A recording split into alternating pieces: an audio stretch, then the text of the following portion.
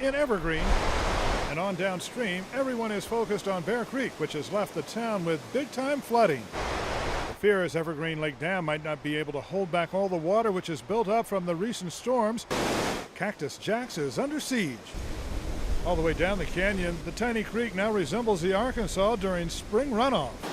Downstream in Morrison, the creek has never run this high. I've lived here for 37 years, and I've never ever seen the creek up this high. Like a good neighbor, her family has been helping others living across the creek, boarding up just in case the worst happens. And I'm looking at this wonderful sun and blue sky, and hopefully that will be our saving grace here. For all those lining Main Street taking images to document the once-in-a-lifetime event, the hope is no more rain.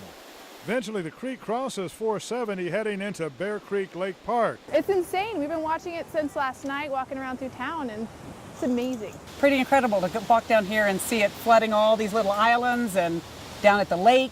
It was backed up all to the road. The high water is really abusive on the equipment. These USGS scientists are using current meters such as this to gauge the strength and power of creeks and rivers all over Colorado. And in the park, they are using both old and new tools to gather data for the National Weather Service. Rains have really created a lot of runoff.